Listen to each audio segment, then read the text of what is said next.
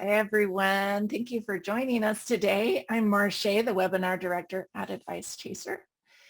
Before we introduce our guests and get started, I do need to do a little bit of legal housekeeping.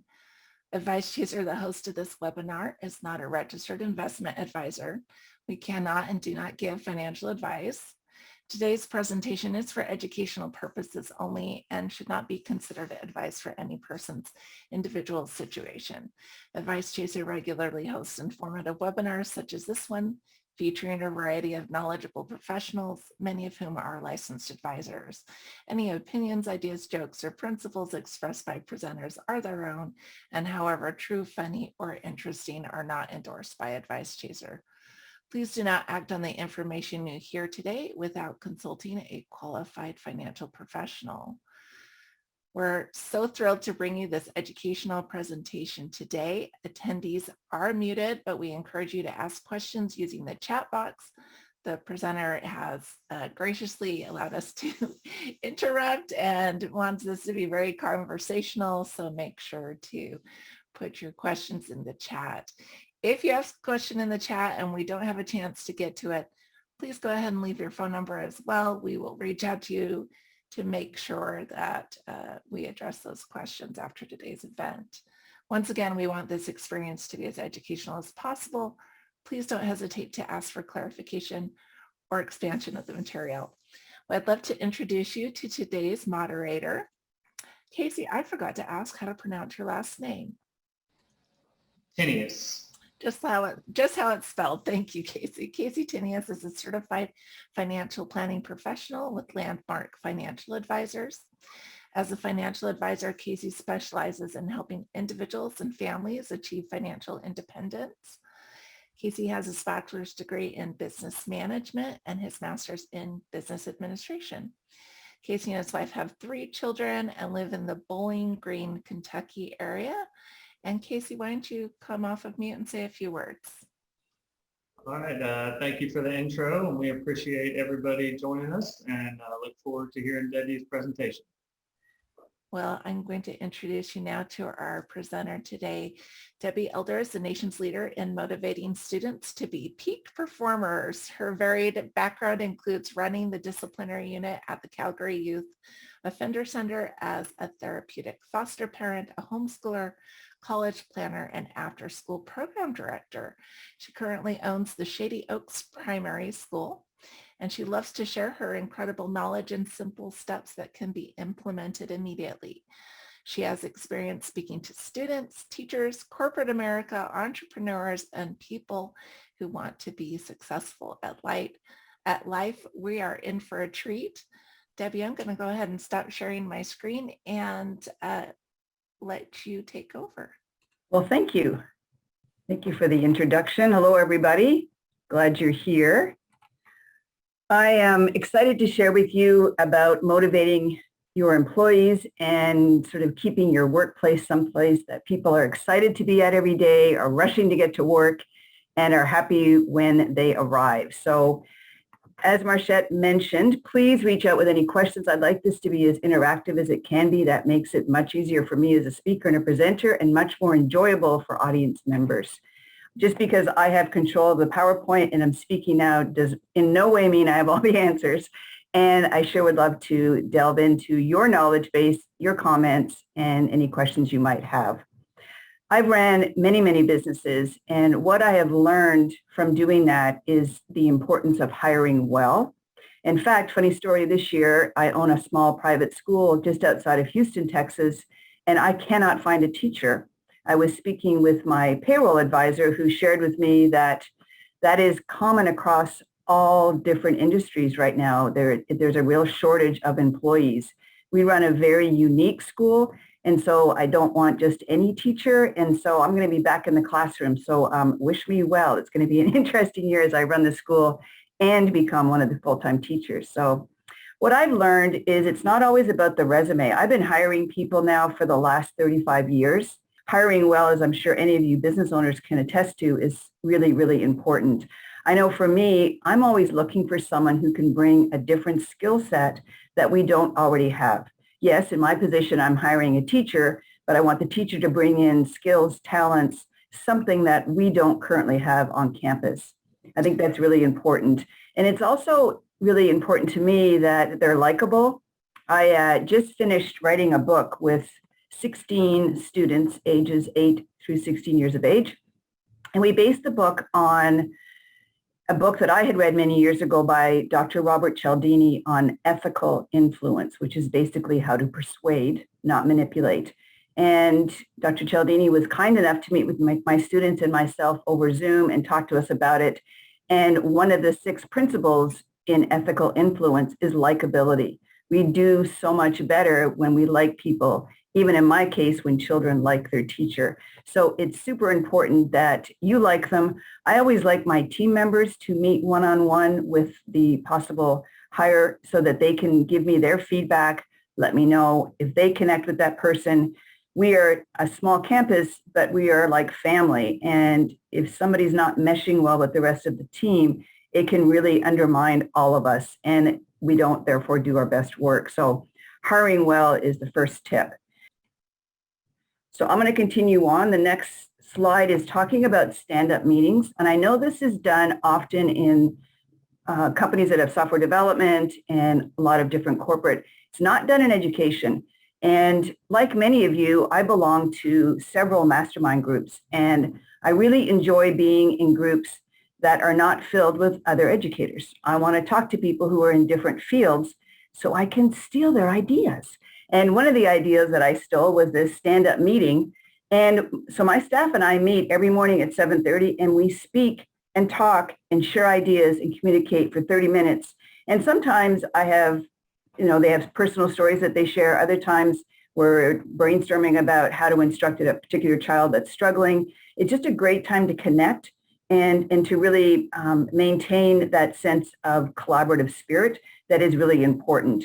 It allows for our relationships to really become enriched, and there's a real sense of community that extends to our students and to our families and the parents that we serve. So if you're not doing some kind of regular way to communicate, and I know with the pandemic, it's been a little challenging.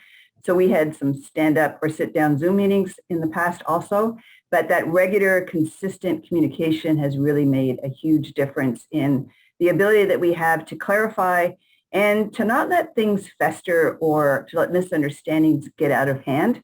This way we can ask those questions right away and put out any fires before they even get too hot. So highly recommend that. We offer a lot of incentives, and as I mentioned, I'm a small business. I don't have a lot of extra money, but I also have done a lot of research over the years, and money doesn't motivate everyone. In fact, when you look at studies, it's typically far down on the list of what people are motivated by. So there's all different kinds of incentives that you could consider. I know for us, being able to give my staff a day off each quarter is something they really, really appreciate. And sometimes they use it to take a long weekend, maybe go with their families to the beach, or they get all their doctor's appointments done in one day, but it just allows them to have a day with our blessing. Typically, in most circumstances, I would then step into their role. It gave me an opportunity to see just how things were being managed.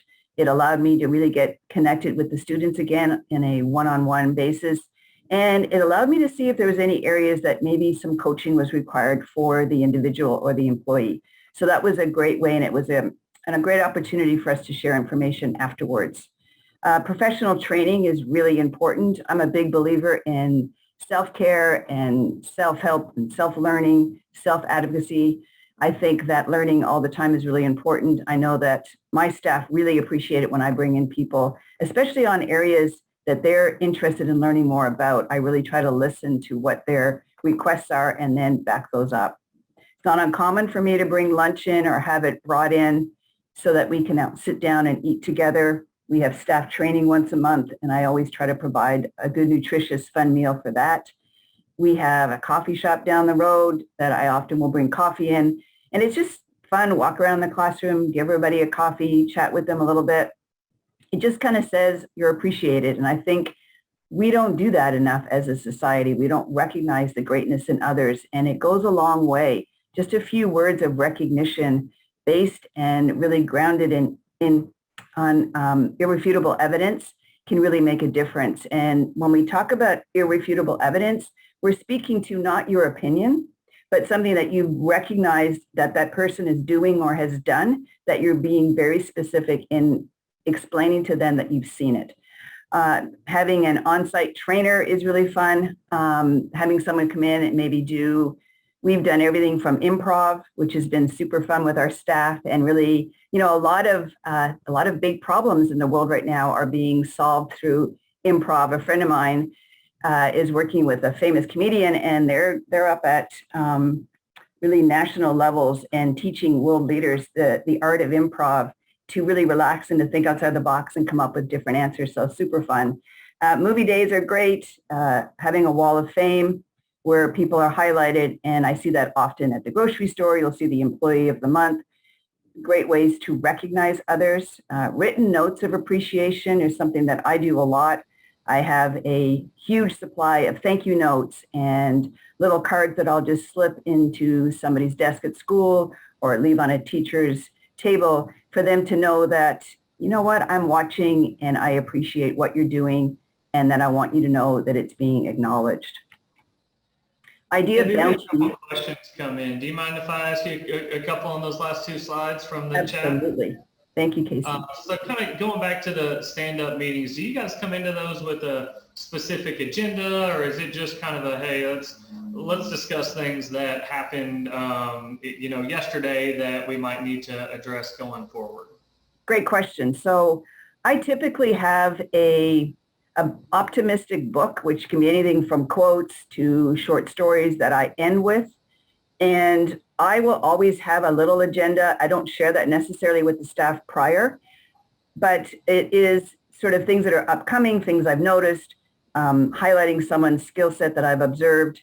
And then I open it up to the staff and allow them to contribute. So they've been encouraged to come prepared to speak to different items and topics. As we're getting closer to an event, I will suggest that they come up with ideas for that we will be discussing that.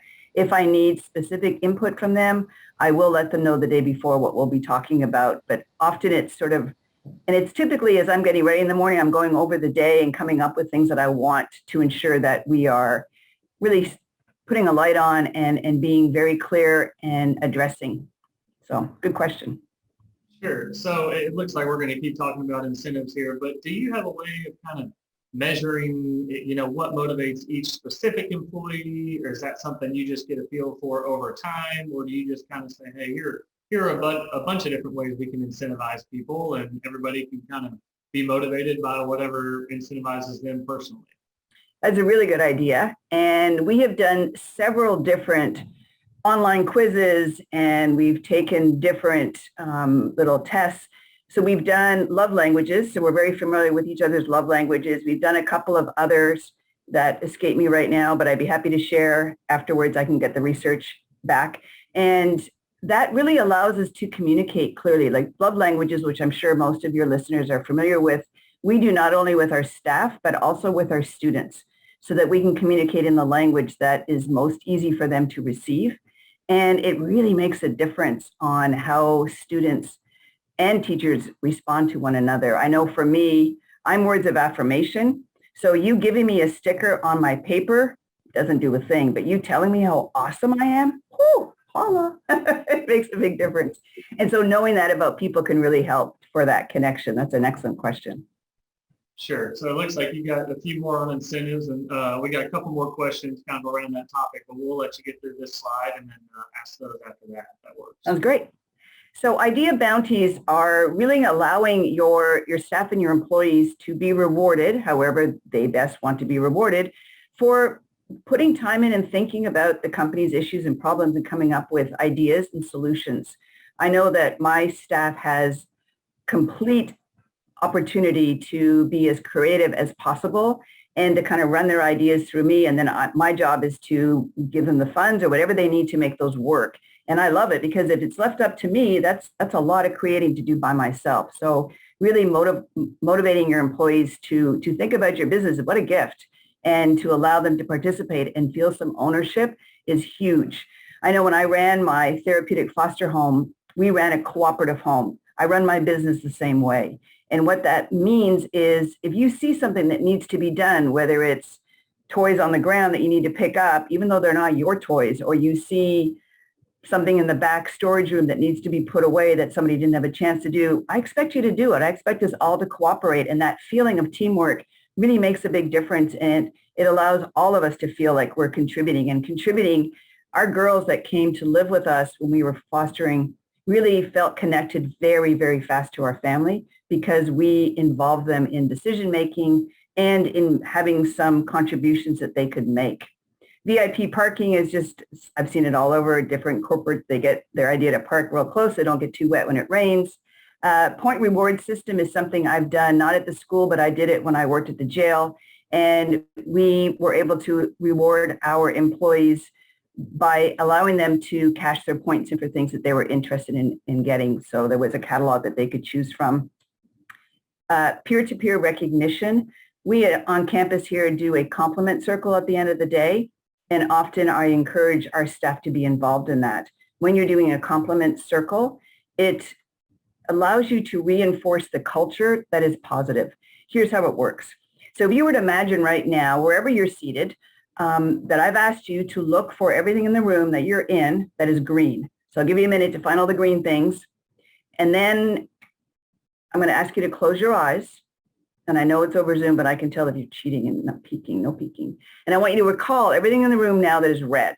You're like, oh, Deb, that's not fair. We just did all the green stuff.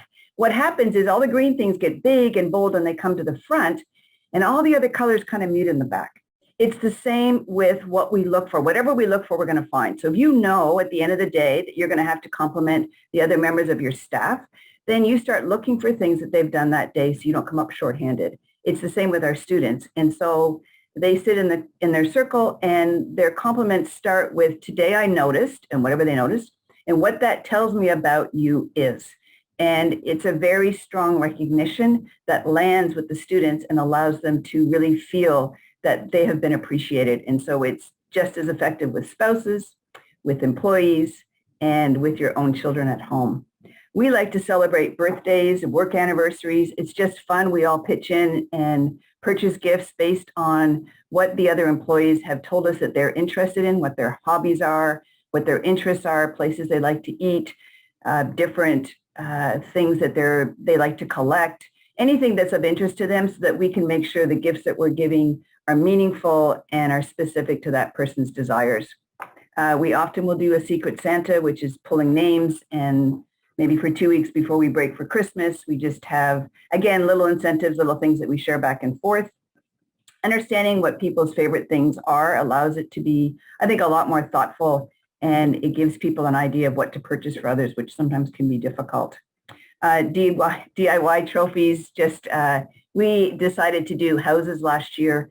So it's kind of like Harry Potter, where each group of students is in a house and they get to be the champion of the week, and they get a trophy that they get to put on their desk. The same thing can happen in a large corporate where there's, competition when done in fun ways can be really very bonding for staff. And that's just something that I've seen done in many corporations, and people really seem to enjoy that.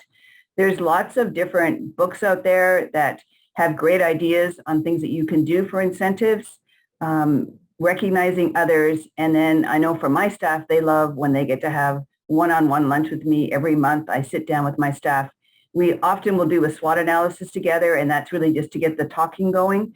And it really is great to hear what's going on with them. And it's also an opportunity, if there's something personal that they need to share with me or that's going on in their life, to know that that's a great time where they have access to me, and it's a private discussion. So those are just some incentives that we've used here on this campus and in other positions that I've held. Casey, you look like you're unmuted with maybe some more questions, so I'll let you speak. I do have a couple more. So how do you think a company benefit package, in terms of healthcare, retirement, can either incentivize employees, or do you think it's only helpful on the front end when you're hiring? I think that, I know for us, we sit down annually and I make sure that the benefits package they have is still relevant and still something that they're interested in. And I try to hear what their needs are. I think that allows it to be relevant. If you just sort of have that discussion when you're onboarding and then it's never brought up again, it becomes almost something that employees can take for granted. And I know they're not cheap, those benefits as employers that we pay for. And so you want to make sure that you're, one, meeting the mark of your employees, and two, that they're appreciating what you're doing for them. So I think having that conversation at least annually is a good rule of thumb. Sure. And then when it comes to competition in the workforce, in your school setting, you might not have a whole lot of necessarily competition between teachers, but in some settings, there are sales quotas people are trying to hit. What's your opinion on kind of competitions between employees? Is that a good thing, or can that almost be counterproductive at times? Well, I think that I'm a big competitor. I love to win, but I also love to recognize somebody else's strengths and their winning and to learn from them. And I think if people go in with a mature adult attitude, then, I've been in situations where, whether it was waitressing when I was in high school and college, but, at the end of the day, figuring out who made the most tips, I am very competitive, but I'm also willing to share sort of things that I've done and how I've ethically influenced the person I've served to maybe increase my tip a little bit. And so I think and that's where the culture is really important, Casey, when at the end of the day, we're all doing it to benefit the company. I think that's, if the employers can keep that in their culture, I think healthy competition is a really good thing. Sure. Great. Thank you. You're welcome. Great questions. So cooperative management, as I mentioned earlier, I ran a cooperative household when I had my foster children living with us. And what I learned back then with these teenagers is micromanaging is a friend to no one. So if you're going to give me a job to do and then tell me how to do it, I'm not that interested. But if you will trust my creativity and tell me what the end result needs to be, then I can go use the ingenuity that you are paying me to use while I'm here working for you. I think it's really important to listen, which is why I'm really happy with our stand-up meetings in the morning. It gives me an opportunity to not only listen, but to allow my staff to know they're heard. And there's a very big difference. Clarifying is super important, making sure you understand where the other person is coming from, why this is important to them, and what action they want or expect you to take as a result of what they're sharing with you. Encouraging creativity and not, the idea is not yours, and poo-pooing it really stops people from wanting to go forward. The other thing that I've seen happen, and it happened to me, was one of my first positions out in the workforce. I shared some ideas with my boss, and he took credit for those ideas. And I learned very quickly to be a little bit more careful on how I presented and whom I presented my ideas to. So to be aware of that as an employer, to give credit where credit is due. Collaboration is so important that we teach it to our 1st through 5th grade students here. Being able to identify what your strengths are and to ensure that your employees are constantly working on increasing their self-awareness is a really important tool. I worked with seniors going into college, and the lack of awareness was pretty predominant. And I think that that's something as a society we need to really slow down, reflect, and learn. And when you can identify strengths in your staff, and more importantly, they can identify their own, when they collaborate together, you have a really strong team. By empowering your staff to be creative, to think on their own, to make decisions, to have, a $500 budget that they don't need to ask for permission to spend, really allows that to happen. And I think those are important things. Allowing them to play to their strengths, not asking someone to do something that they're maybe not as equipped to do as someone else, is really a great way where the work is divided by strength as opposed to by job, if that makes sense. Being able to cross-train your employees, that they have a better understanding of exactly what other people are doing that make the whole business run. Sometimes we can get kind of stuck in our own lane and forget either that we can't do our job without the help of those maybe that are in the back or not as visible. And I think really appreciating those that make sure that our jobs are working as well as they can is really important. And the next one is something I learned from Simon Sinek's work, and it always speak last. If I go into a meeting with my staff and tell them I have this great idea, and I tell them the idea, and then I ask for their input, I'm probably not going to get much difference of opinion or ideas. So it's important as the leaders to speak last, to put an idea forward or a question or a solution that you need. Hear all of the suggestions that come forward. Keep a straight face. There's no nodding or shaking of your head. and then gather that information, and then you speak forward about what the next plan will be. So Debbie, talk to us a little bit about the micromanaging. So it seems like there could be a really fine line between following up and making sure something's going to get done by the timeline and micromanaging. So is there a certain formula for how often you should follow up to make sure you're not micromanaging, or what are your thoughts on that? So one of the things I like to do is get permission. And then it's not micromanaging, it's coaching, right? So I will get permission from my staff, for example, where I'll say, these particular reports are due to me by the end of the month. Would it be helpful for me to remind you a couple of days prior to when I need them? And they'll say, oh, that'd be awesome. Thank you, Debbie. Now I have permission, right? So now and the other thing I do is I ask them and my students to identify their goals. Once they can identify their goals to me, then I become a supporter, a cheerleader, a coach to help them get their goals. And part of that is holding them accountable for things they told me that they wanted to accomplish. So it's about permission and allowing them to tell you what they're working towards so that you can come alongside of them and help them. And I think that really defines, for me anyways, the difference between micromanaging and coaching. Great. So it's important to purposely build your culture, and culture is the key to running any successful organization. People want to feel supported and valued. I know at school here, if we don't meet those basic needs, there's no learning going on. And so it's the same with your employees. You want to make sure that they really feel a sense of belonging. When we look at our 4 needs to be happy, the number 1 need is love, which is a sense of belonging. So people need to feel that they are wanted and needed. Offer opportunities for staff meals. It's a great way to connect with others. Connection is basic to ensuring that all of the employees feel that they have a space there and that they're welcomed. Getting to know their families. The individual that comes to work is the same one that's at home with their families. They don't divide into 2 different people. And the more you can get to know and embrace what's going on with them outside of the office only enhances what they bring to the office. I think it's important to engage their creativity. They have great ideas. That's why you hired them. So allow them to have the opportunity to do that. I know Google does something that we've stolen here at the school and allows their employees to have 20% of their work week to be creative, and great things have come from that. And so allow your employees, your staff, to have a say and to be part of the decision-making process.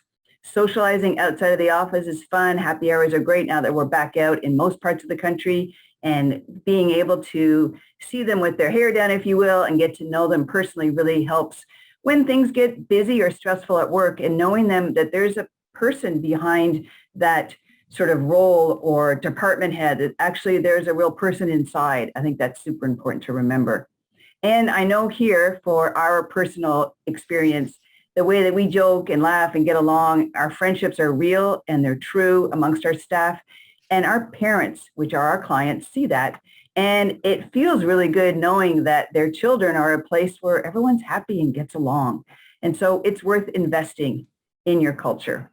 Leadership expectations and excellence. So we know from communication that 55% of what we communicate is our body language, 38% is our tone of voice, and 7% are actually the words that we use. And this is so important to me that we teach it to our students here on campus, that they understand that, yeah, I'm just fine, really isn't telling the listener that you're fine, and making sure that you have congruency. It's really important as leaders in our workplaces that we have congruency with what we are saying and how our body is responding.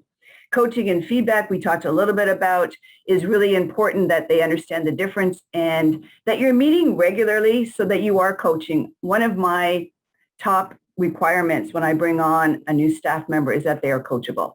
Otherwise, it's not going to work, because none of us are perfect and all of us should strive to be better. And I want to work with people that are constantly wanting to improve. Self-management is a big thing. I think when we're looking at, again, who we hire, people that are able to manage themselves. Napoleon Hill, who is one of my most favorite authors, talks about the most difficult person to manage is Napoleon Hill.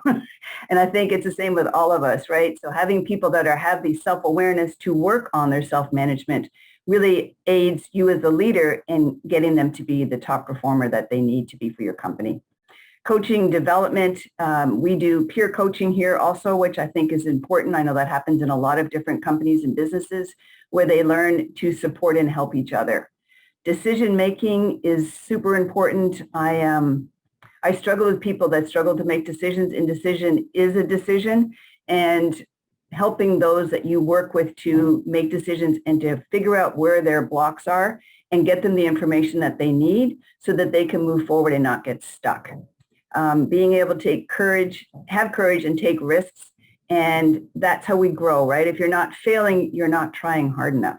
And I think as leaders, we need to let our staff know that we want them to be risk takers within reason. We want them to continue to push those limits because that's how we make breakthroughs. That's how we learn through really looking at what's working. I know for us, at the end of each school year, we take some very serious time to reflect on the entire year and to discuss what's working and what's not working. If we wait and do that when we return in August, it's too late. We will forget all of those pain points. It's just like childbirth, right? If women could remember all the pain of childbirth, we would not be here. So we forget some of those painful things. So it's really important that we take time to reflect on them and make changes and to really know that just because we did it like this all the time doesn't mean it's still the right thing to do. There's a great story about a woman who is cooking a roast and her friend is over and they're having a chat and she gets the roast out of the refrigerator and she cuts the ends off the roast. And her friend says to her, wow, I watch all those cooking shows like I've never seen anybody cut the ends off a roast. How come you do that? And the lady's friend says, I don't know. Let me call my mom. My mom does that. She'll know. So she calls her mom and her mom says, well, that's a good question. I do that, but I'm not sure why. But your grandmother does that. Let me call your grandmother. So they call the grandmother and she asked her about the roast cutting. And she's like, oh, honey, don't you remember? My oven was so small, I couldn't get the pan in. I had to cut the ends of the roast off. And I think in business, we continue to do things just because that's what was done before. And I know when I took over the school, I went around with my then assistant and had her explain to me why we did the things we did. And some of those was like the roast, she couldn't tell me. That's just the way they did things. So we were able to release some practices that I didn't feel were necessary moving forward. And then some of the practices and procedures that we did, she was able to explain thoroughly, and it made sense to me, so we kept them. And I think it's important that all of us review that on a regular basis. Relationships and power. I think this is a really good one when we're in and talking about corporate ladders, if you will, and having to make sure that the power positioning is done in a way that allows good leadership and good growth and good stewards of the people that they're leading.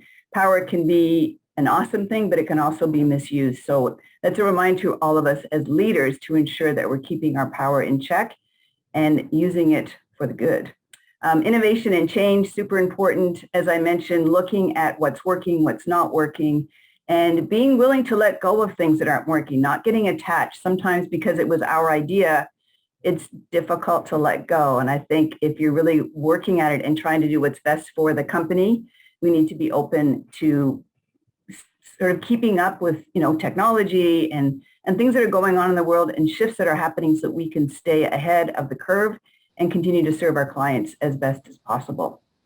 Planning and vision, super important always to make sure you've got a plan and that you're setting really smart goals that are specific, measurable, action-orientated, and time-specific, relevant, and realistic so that you're not just dreaming and coming up with these light, airy ideas, but you actually have a coherent plan that you can stay with. Casey, you look like you have another question for me. So do you do any sort of annual reviews with your staff? And if so, is that tied to any sort of, raise or bonus or any other sort of incentives for them? So I do monthly reviews with my staff and annual, and I am a profit sharing organization. So I have not sent out contracts for this year, and I won't until I know what my numbers are, which will then reflect how I can pay my staff. I really try to appreciate and incentivize them in as many different ways as I can, and only one way is through salary. But yes, we do review, and my staff really, really look forward to those times that we get to sit down and talk about ways they can improve. And again, that comes down to being able to hire staff that are really interested in coaching and continued improvement. Thank you. So leadership continued, again, regular one-on-one meetings with your staff, modeling good self-care. I know in my position, if mama ain't happy, ain't nobody happy. And I am the temperature and the leader of the school campus, and my mood is infectious. And so I work really, really hard every morning before I come to work to make sure that I am optimistic and in a good mood. And a lot of times I will listen to podcasts as I'm getting ready in the morning, or I will listen to really nice music that I enjoy, or maybe a comedy show, whatever I need to get to that place where I am my best self. I also try to keep busy with regular exercise. I watch what I eat. I get lots of sleep, all of those things, because nobody wants to be around a stressed out boss, right? You have to make sure that you're aware of what your stresses are and that you're managing them to the best of your ability. Maintaining that upbeat, optimistic attitude really has an effect on the culture within the organization that you're leading.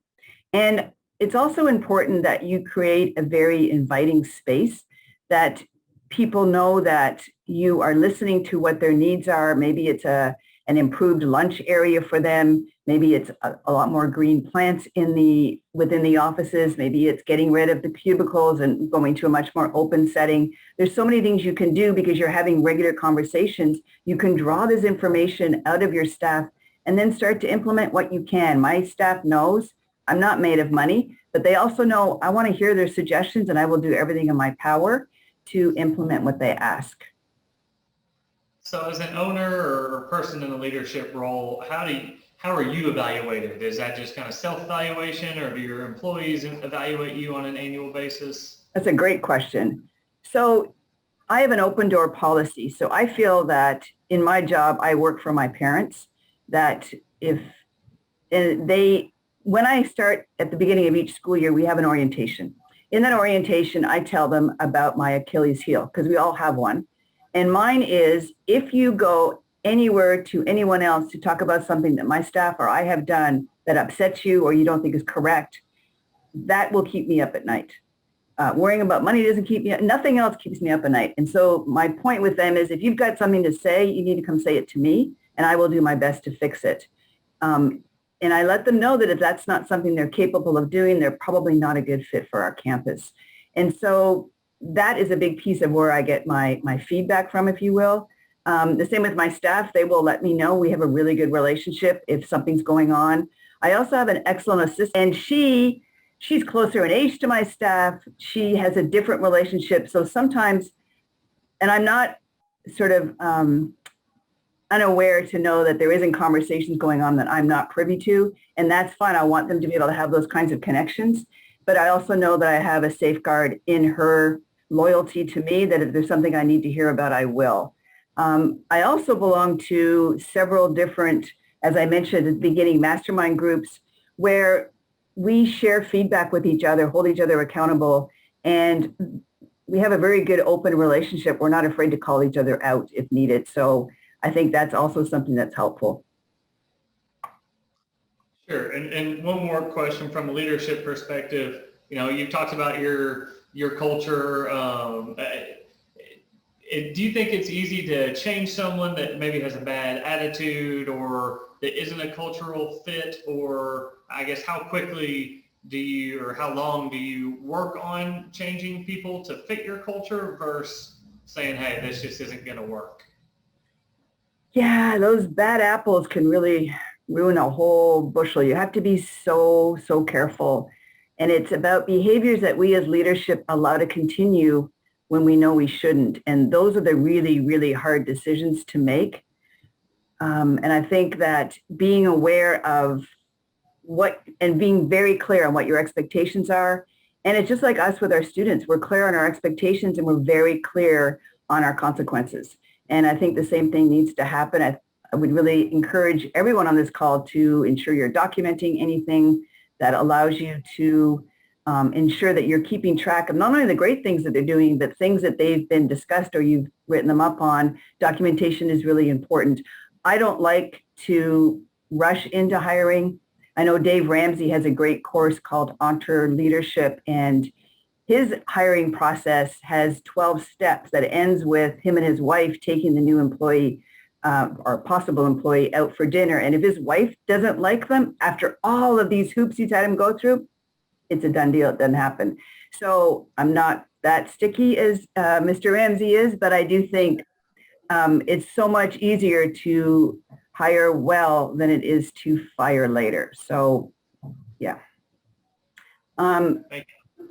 Thank you.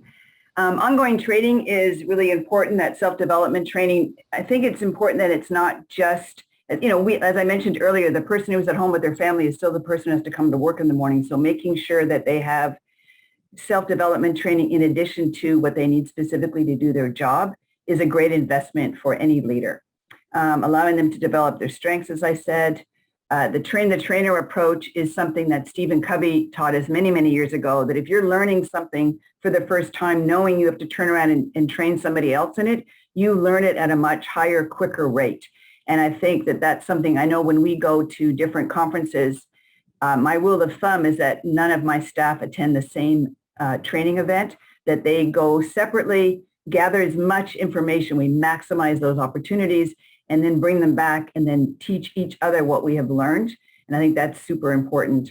And then sharing articles. Often in the morning, I will have found an article or something that backs what we're doing through new scientific research that really allows us to have a great discussion point, but also to validate what we're doing, I think is really, really important. So ongoing training is a great help for all of our companies. You need to support your staff. They need to feel that you have their back. And sometimes it's having their back in front, but maybe you pull them aside. So you publicly praise them, but you privately criticize or do your coachability stuff in private so that you can, respect their dignity and their reputation. Support their decisions whenever possible, empower their contributions, as we mentioned earlier. Be willing to learn from them. I think a powerful leader is also one who is very aware of their strengths and their weaknesses. And I like to surround myself with people way smarter than me. I want to always be the dumbest one in the room, right? I want to be with people who can lift me up and teach me new things and guide me. So having that attitude with your staff is super important. And then to embrace their uniqueness. You hired them because they have something unique that they bring to the team. And so you need to remember that and ensure that you're using that as you continue. Invest in your future and your culture. It's super important that for right now, as I mentioned at the very beginning, it's very difficult for all of the industries to find staff. So staff retention in our business anyways is a real feather in our hat when we can keep teachers and staff members. It shows loyalty. It shows that this is a good place to be. It's a great work culture and environment. And I think, the society has changed a lot. People are changing jobs much more frequently than my parents changed jobs, that's for sure. And I'm not saying that changing jobs is a bad thing, but retention is really good. Saving anytime you have to onboard a staff, it's expensive, it's time consuming. So doing whatever you can to keep your people, and these regular check-ins make a big difference. Finding out, what skill sets would they like to learn so they can improve, and then giving them the opportunity and the time, and in some cases, the financial resources to go back to school, get their MBA or whatever it is that they have interest in is always a great way to contribute to their progress and their mental health. I think that I'm going to stop here. This is my contact information. If there are any questions, Casey, that are in the chat, I'm happy to answer those at this time. So sorry about that. So we've had a few come through. One, you talked a little bit about cross-training. How often do you cross-train, and how much cross-training is too much, if that's even possible, to have people knowing a little bit about everything, but a master of none, if that makes sense. Right. So cross-training for me, where it's successful, I don't expect my staff to be able to go in, if you're a math teacher, and go in and teach a complete ELA lesson and become, someone who can replace that person. That's not the point. The point is to understand what goes in behind the scenes so you can have appreciation of the work and the dedication and what it takes to do that job. And I think it reduces frustration. Oftentimes there's miscommunication happens because we don't understand what someone has put into it or what they've done or how hard it was to close that deal or how hard it was to make that cold call until we ourselves experience it. We can think we know about it. So just almost enough information to be dangerous, but not dangerous so that you really can appreciate it. It's really more of an appreciation. And I know in some cases being able to step in and there's been a lot of different companies have had to downsize. We see more and more people taking on roles that they had no experience with in the past. One way to avoid that is to at least when times are good, when you're rolling along, is to introduce some of this cross-training. It's almost just being prepared. It's being smart. It's making sure that if something happens to an employee or you lose someone crucial, there's not a gaping hole in your organization. Sure. So when you have employees that do make mistakes, because obviously, like you said earlier, none of us are perfect. We all have our flaws. What's your process for, correcting or steering people in the right direction if it's something that's recurring?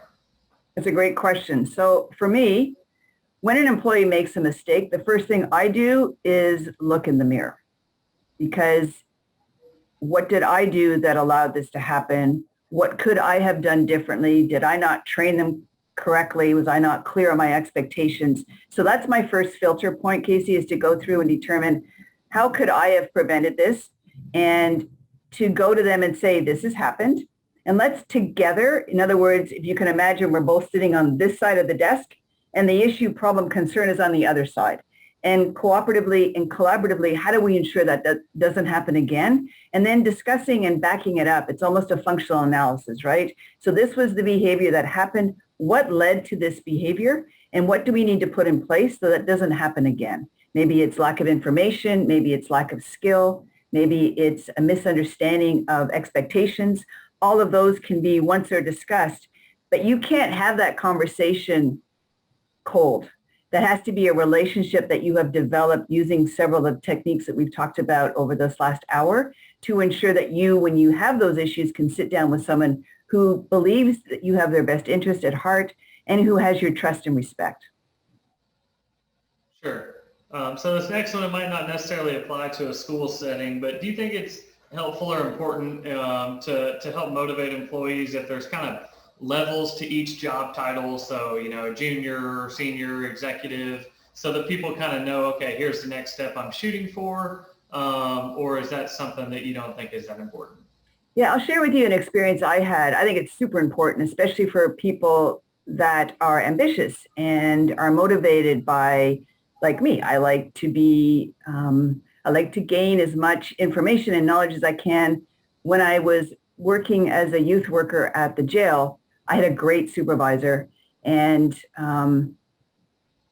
what I learned from observing this individual was the ability that they had to share with me expectations. So under our system, there was a 4-scale rating on your annual review. If you got a 4, you got a double increment. They doubled your raise. Well, my question was, how do I get a 4? And once I clarified exactly what was needed, I asked this individual to sign the sheet for me. I said, so if I do all these things, I get a double raise. And the answer was yes. And I'm like, done. So I did.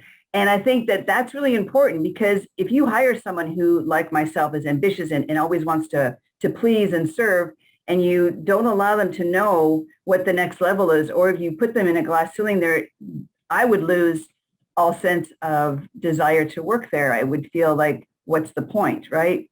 I'm not going to be able to advance. I probably should start looking somewhere else. So I think it's important that there's a communication that happens where the employee understands exactly what they need to do.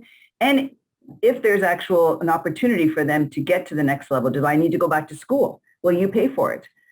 All of those questions. What do I need to get what I want? So that communication is, I think, very important and relevant. So you mentioned earlier that you've been looking for another teacher to hire. Obviously, a lot of people across every workforce are having labor issues at the moment.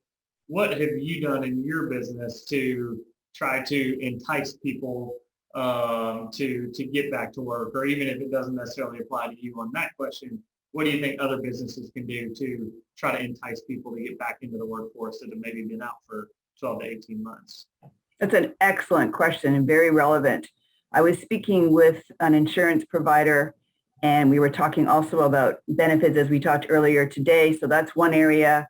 Talking about a lot of those incentives that don't really cost any money, but allow you to offer a workplace that is friendly and inviting and has a great culture. I think going to a job every day that you hate is awful, right? We spend so much of our waking hours at our quote unquote jobs that it really needs to be something that you truly love. So, I always tell my interns that I work with, and my new employees, you are interviewing me as much as I'm interviewing you, right? So if this workplace doesn't meet your needs, if it doesn't feel right to you, then you should move on. And so make sure you're asking questions, that it's a mutual benefit. I'm not in the power seat just because I'm the one who's offering the job.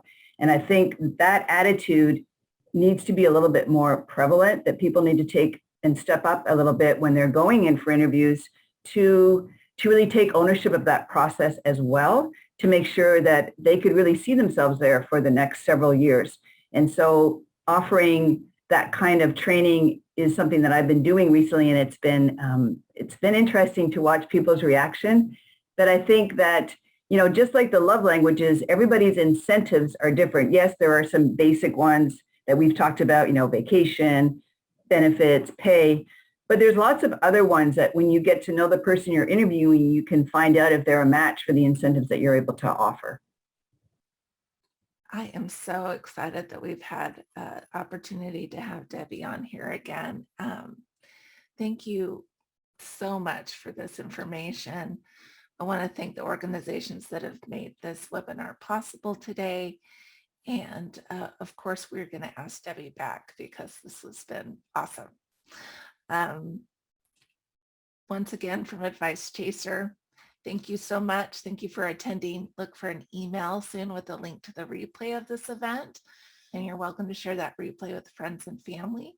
Here at Advice Chaser, we're all about helping you find a financial advisor who's a great fit for you and for your financial questions. Our matching service is free to you, and every one of our advisor partners is committed to offer a free initial consultation to anyone we introduce them to. So find out more by going to advicechaser.com and clicking on the link to find an advisor. Once again, from Advice Chaser, thank you everyone for coming. We will see you at another webinar soon. Goodbye, everyone.